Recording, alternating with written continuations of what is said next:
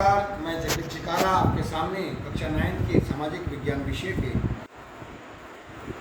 इतिहास के पाठ नंबर 2 के कुछ प्रश्न लेकर हाजिर हुआ हूँ।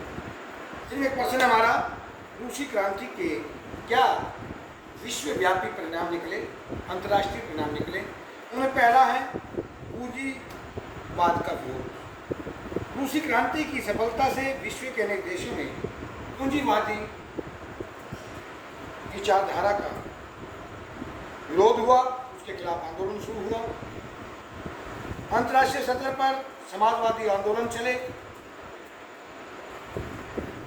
नई आर्थिक सामाजिक एक नीति तैयार हुई।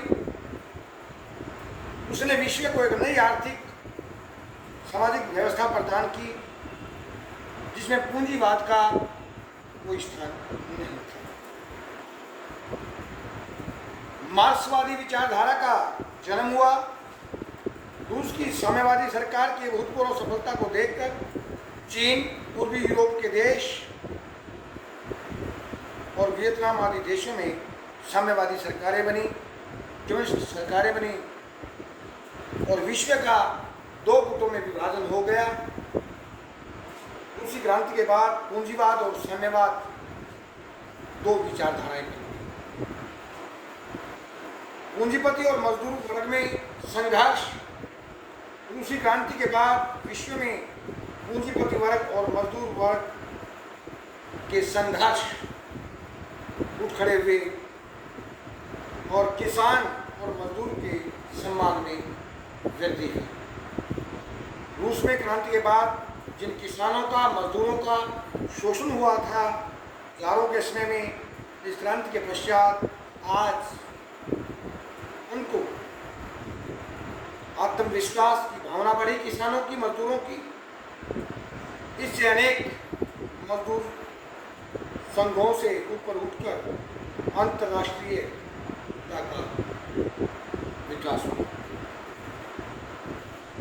इसके अलावा ऐसा ही और प्रश्न हमारे पास पर रूस की क्रांति के 3 प्रभाव बताइए। रूस में एक ऐसे समाज की नींव रखी गई जिससे सारी की सारी शक्ति मजदूरों के हाथ में आ गई। रूस में एक ऐसे समाज की नींव खत्म हो गई। मजदूर वर्ग जो था, मतलब सिंपल वे में ये कहें कि जो जमींदार थे, जागीरदार थे, उनका अंत हो गया। जमींदारों की भूमि छीन कर किसानों में दे दी गई। कारखानों पर मजदूरों का अधिकार हो गया। अब मजदूरों की देखरेख में कारखाने चलने लग गए और रोटी काम करने से मिलेगी और पैसा मेहनत करने से कमाया जाएगा। इस दृष्टिकोण को अपनाया गया कि यहाँ ये नहीं है कि उच्च वर्ग बैठा खाता था और मजदूर वर्ग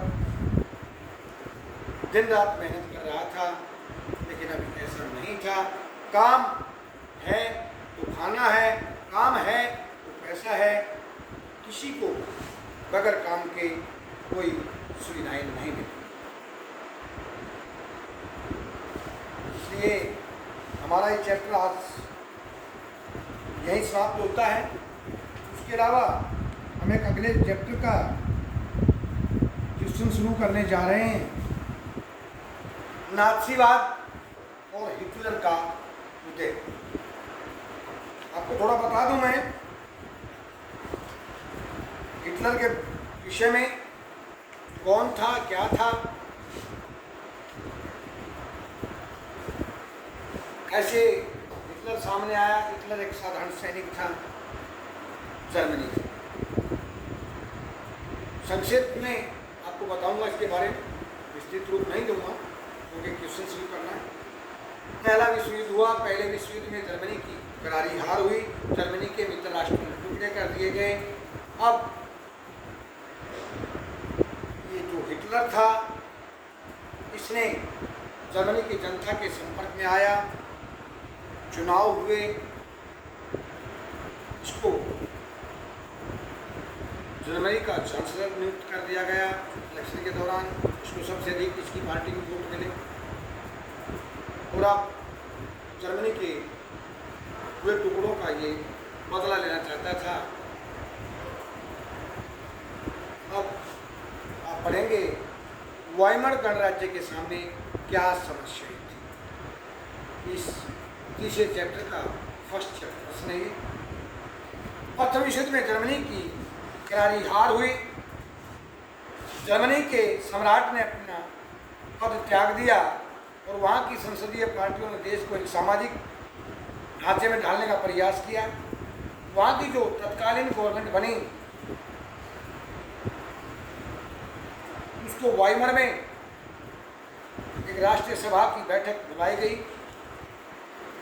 और एक लोकतांत्रिक संविधान पारित किया गया। इस संविधान को वाइमर संविधान या जर्मनी की वाइमर गणराज्य भी इसको कहते हैं, क्योंकि बगावत हो चुकी थी,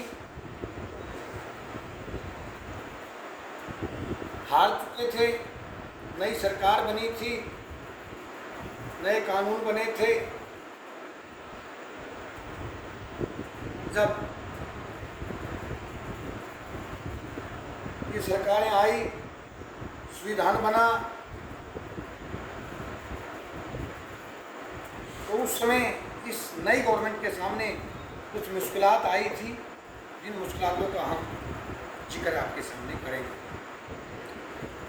वाइमर गणराज्य की वर्साई की अपमानजनक संधि पर हस्ताक्षर सिग्नेचर करने पड़े थे। मैंने आपको पहले बताया, जब 1918 के अंदर विश्व युद्ध बंद हुआ तो जर्मनी की जो तत्कालीन गवर्नमेंट थी, तत्कालीन सरकार थी, वाइमर सरकार थी, उससे सिग्नेचर करवा लिए इस अपमानजनक संधि पर, जो वर्साई के स्थान पर हुई थी। जर्मनी के टुकड़े कर दिए गए मित्र राष्ट्रों ने उसको अलग अलग क्षेत्रों में उसके प्राकृतिक संसाधनों को अपने अधिकार में ले लिया और अनेक प्रकार के जो प्रतिबंध थे वो जर्मनी पर थोप दिए गए थे।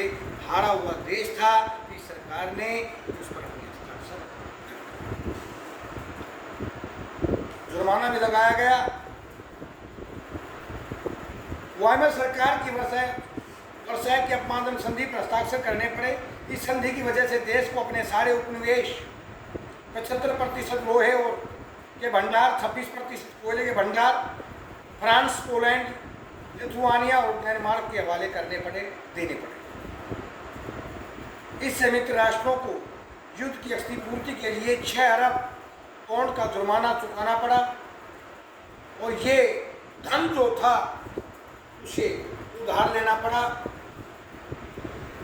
और वाइमर देश में उद्योग तथा व्यापार पिछड़ गए, ठप हो गए और देश में बेरोजगारी बढ़ती चली गई। वाइमर गणराज्य द्वारा 1923 में हर्जाना चुकाने की असमर्थता के कारण फ्रांस ने इसके मुख्य उत्पादक क्षेत्र रूर की घाटी पर कब्जा कर लिया। मैं बताता हूँ आपको थोड़ा इसको। इनको ये कर्जा जो था वो किस्तों में चुकाना था। अब जो प्राकृतिक संसाधन थे, जो लोहे के भंडार थे, जो कोयले के भंडार थे, सब इन्होंने ले लिए। कच्चा माल था नहीं, उद्योग धंधे ठप थे। जो कर्जा दिया वो दे कहाँ से? किस्तों में कर्जा जाता था, अब पैसा नहीं रहा, किस्त ऊपर आ गई जुर्माने की, तो सरकार ने यह समर्थता जाहिर कर दी कि हमारे द्वारा कर्जा चुकाना कोई पैसा नहीं है। तो ये कहते हैं कि मित्र राष्ट्रों में से जिसका नाम फ्रांस था, फ्रांस ने इसके मुख्य औद्योगिक क्षेत्र रूर की घाटी उस पर कब्जा कर लिया। किसके बदले? वो जुर्माना नहीं दिया। तो जर्मनी के आर्थिक पतन के कारण जो जर्मनी की मुद्रा थी, करेंसी थी, जिसका नाम था मार्क, उसके मूल्य इतने गिर गए कि एक अमेरिकी डॉलर के में खरबों मार्क मिलने लगे। मतलब एक अमेरिकी डॉलर, इसलिए हमारी करेंसी का रुपया है, उसके बदले जर्मनी के अरबों खरबों रुपए मिल रहे थे। मतलब मूल्य समाप्त हो गए, जर्मनी की करेंसी की वैल्यू नहीं रही और जर्मनी के सामने सिवाय एक नया रास्ता चुनने, इन समस्याओं से निपटने के लिए तो कुछ भी नहीं था। तो ये तत्कालीन जो गवर्नमेंट थी, वाइमर सरकार, विश्व युद्ध के बाद उसके सामने ये समस्याएं आई जिनका हमने जिक्र किया। और ये कहते हैं कि इन समस्याओं से देश की स्थिति बहुत खराब हो गई और वाइमर गणराज्य के शासकों को नवंबर के अपराधी के रूप में जाना जाने लग गए, क्योंकि जो संधि समझौता हुआ था उसमें उन्होंने सिग्नेचर कर दिए। देश ने उन्हें देश का अपराधी माना कि उन्होंने देश के टुकड़े कर दिए, देश के पास कुछ नहीं बचा, देश में भूखमरी फैल गई।